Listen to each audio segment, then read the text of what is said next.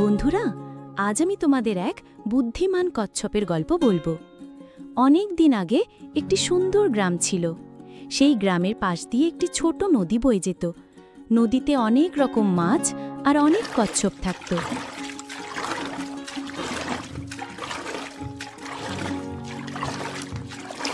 আহা, আজ কি সুন্দর রোদ উঠেছে। যদি তীরে গিয়ে একটু রোদ পোহাই, মন্দ হবে না।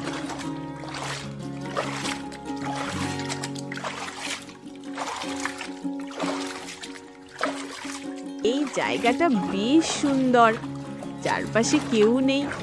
এখানেই একটু বিশ্রাম করি।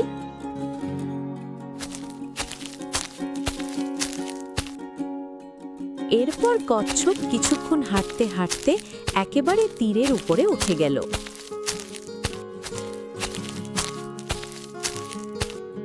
কচ্ছপ চোখ বন্ধ করে রোদের উষ্ণতা উপভোগ করছিল। সেই সময়ে ঝোপের আড়াল থেকে একটি নেকড়ে কচ্ছপকে দেখতে পেল। আজ তো খাবার নিজে হেঁটে এসে হাজির হয়েছে। শুনেছি কচ্ছপের মাংস ভীষণ সুস্বাদু। অনেক দিন পর আজ পেট ভরে খাবো। আজ এ কচ্ছপ আমার পেটে যাবে। এভাবে নেকড়ে পা টিপে টিপে এসে কচ্ছপকে ধরে ফেলল।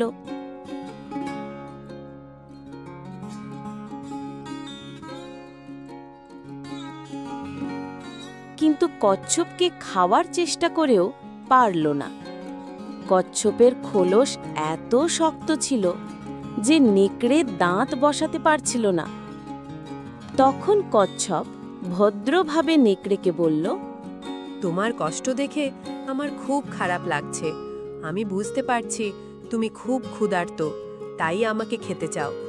তবে আমার মনে হয় তুমি যদি একটু বুদ্ধি ব্যবহার করো, তাহলে আমাকে সহজেই খেতে পারবে। যদি আমার খোলসটাকে কিছুক্ষণ পানিতে ভিজিয়ে রাখো, তবে এটা নরম হয়ে যাবে। তখন আমাকে খেতে তোমার আর কোনো সমস্যা হবে না। নেকড়ে কচ্ছপকে নদীতে কিছুক্ষণ ভিজিয়ে রাখল।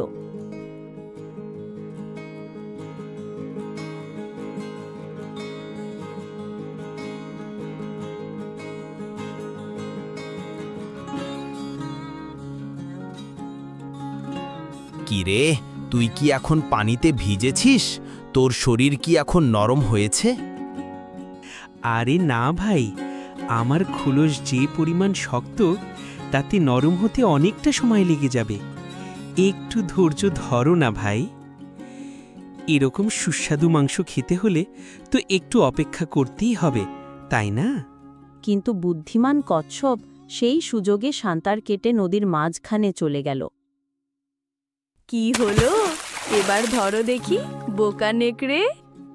বুঝেছ বাচ্চারা, বিপদের সময় বাঁচার জন্য বুদ্ধি খাটাতে হয়। বন্ধুরা, আজকের গল্পটি তোমাদের কাছে কেমন লাগলো? যদি গল্পটি তোমাদের কাছে ভালো লেগে থাকে, আর যদি তোমরা চাও যে এরকম গল্প আমি আরও বানাই, তাহলে আমার চ্যানেলটি অবশ্যই সাবস্ক্রাইব করে দেবে, বেশি বেশি শেয়ার করবে আর লাইক করে দেবে। কিন্তু সবাই ভালো থেকো। বাই।